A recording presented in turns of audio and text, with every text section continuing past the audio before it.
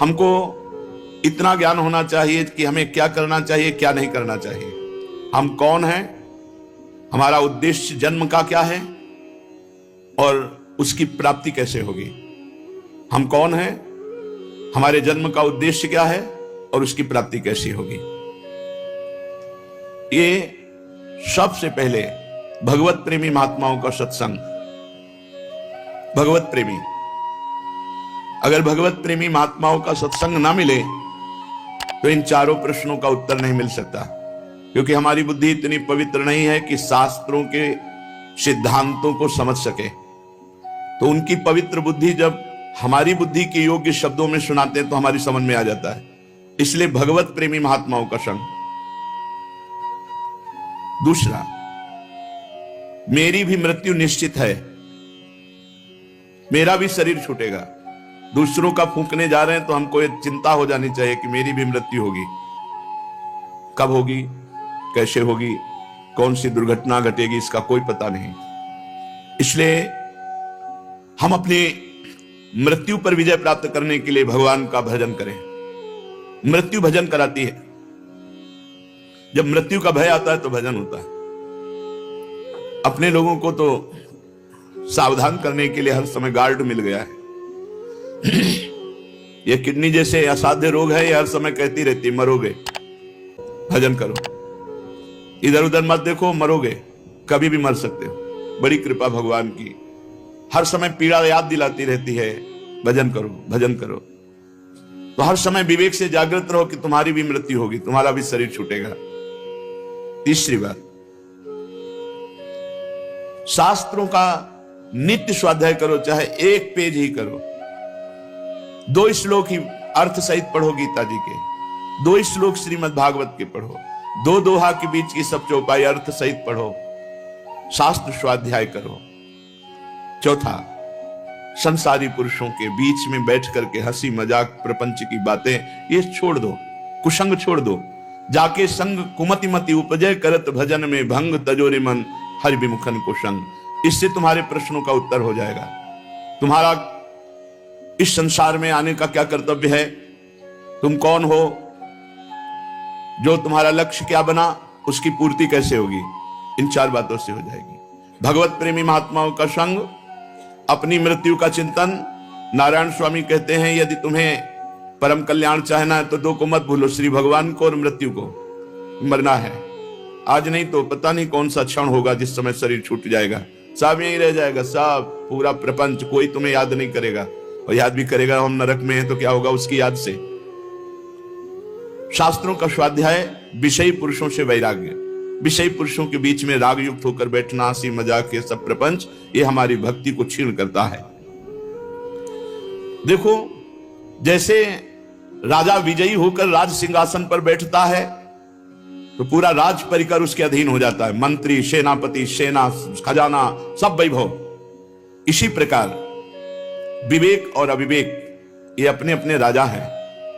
जहां विवेक जागृत हुआ और स्वरूप सिंहासन पर बैठा जीव, उसी समय आनंद, परमानंद, विज्ञानानंद, घन सिद्धियां, सब कुछ सब लुट जाते हैं उनके चरणों में।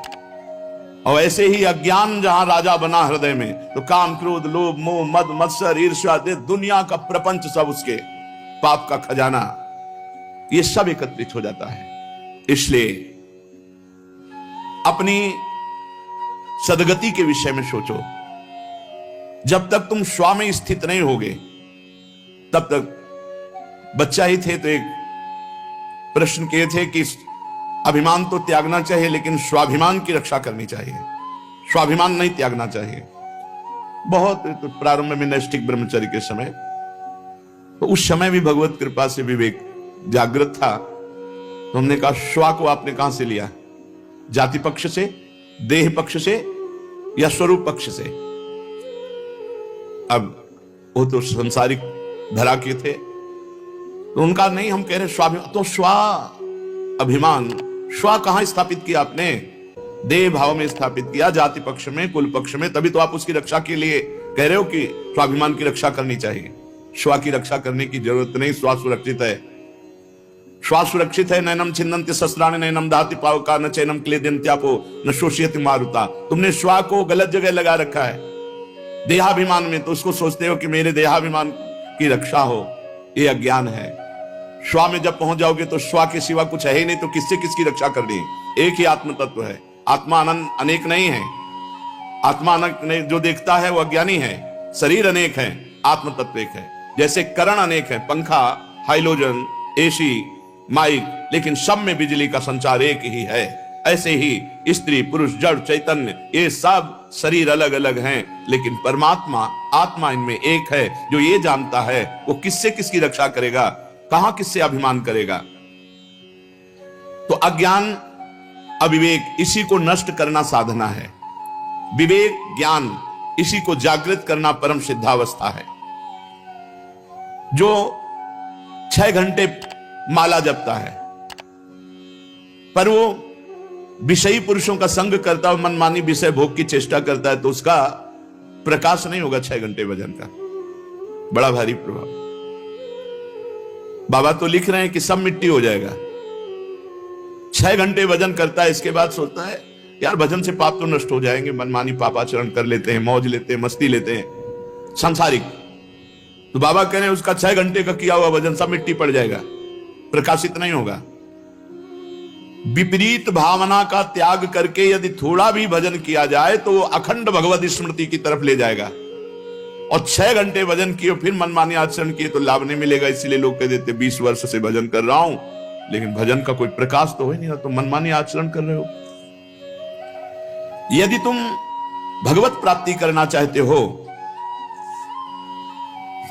जाति पक्ष, शरीर पक्ष, इंद्रिय पक्ष, मन पक्ष, इनमें मत फंसो। मन से अपने को अलग देखो, जाति से अपने को अलग देखो, शरीर से अपने को अलग देखो, इंद्रियों से अपने को अलग देखो, तभी तुम इन पर शासन कर पाओ। एक व्यवस्था है, जैसे बड़ा भाई छोटा भाई, तो छोटा बड़े के पैर छूता है, ये हमसे बड़े हैं तो बड़े हो गए क्या? ये तो एक व्यवहारिक भेद है। एक व्यवहारिक भेद है, वर्णाश्रम में व्यवहारिक भेद है, सत्य नहीं है। क्योंकि सत्य वस्तु तो एक है और वो वासुदेवा सर्वम, भगवान ही भगवान है, दूसरा कोई है ही नहीं।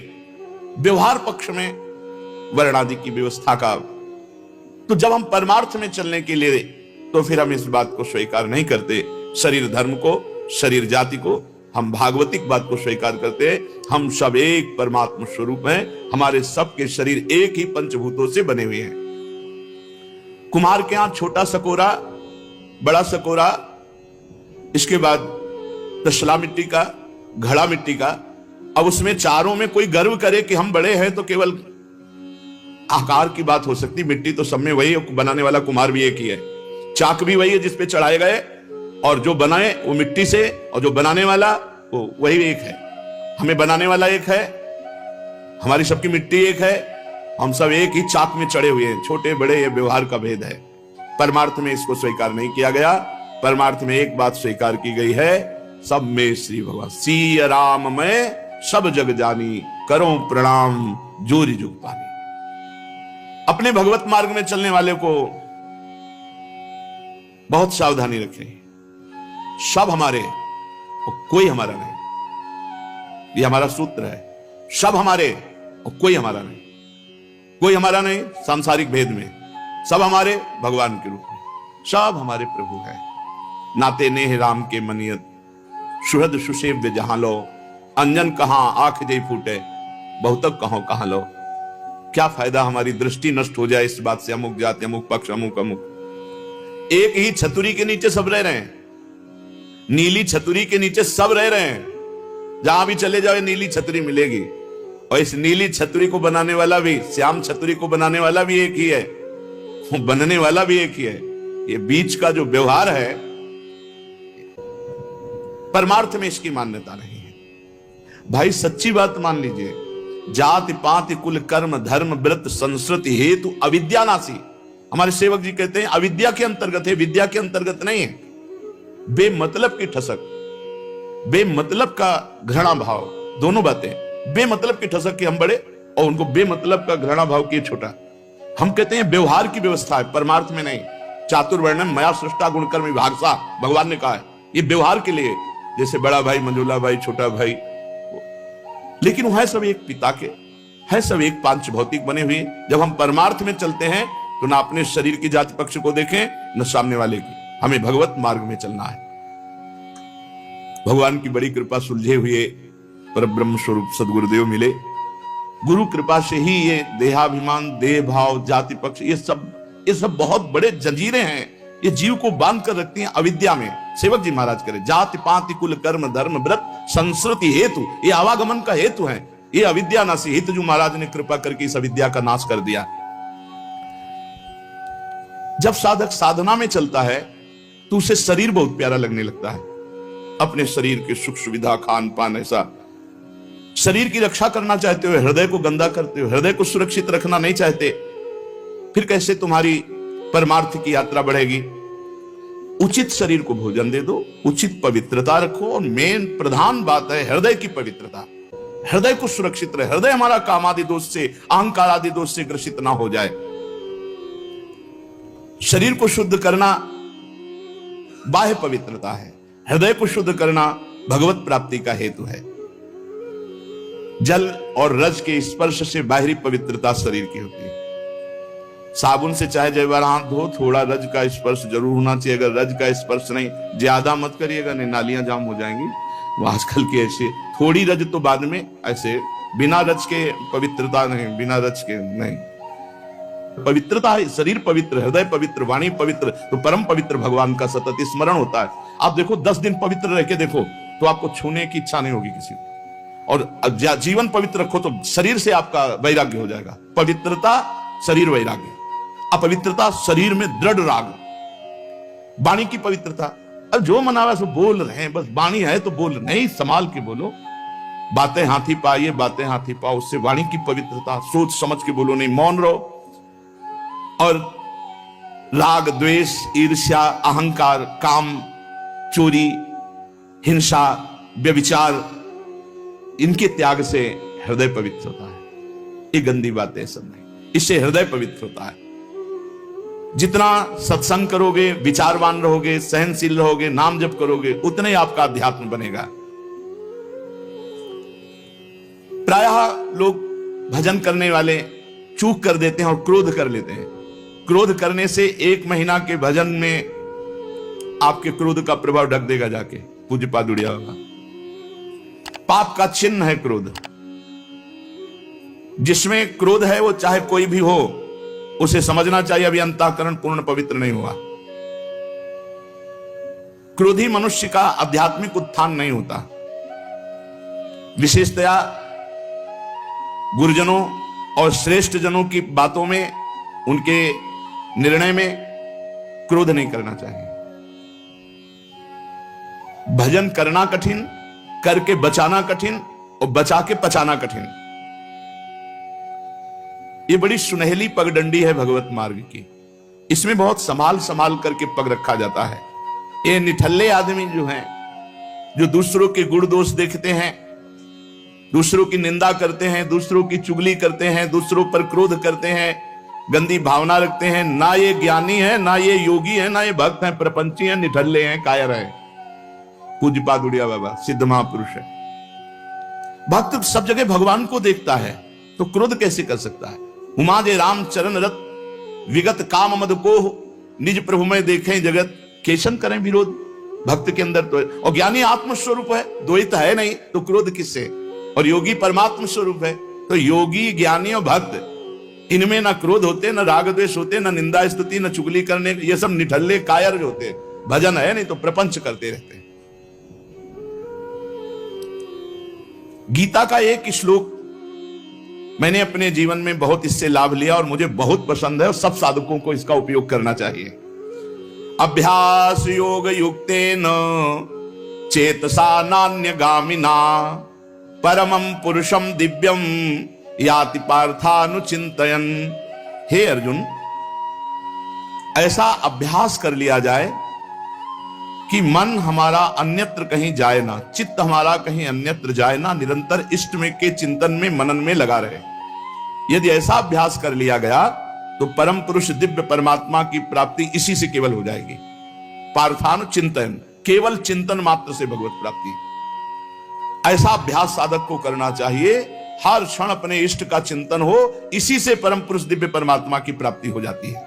एक सत्संग में दृष्टांत में देते थे कि जगन्नाथ जी की सेवा में श्रीअंग पार्षद रहते थे, तो उनमें से एक पार्षद वैश्या संसर्ग करने लगे कुसंग के कारण।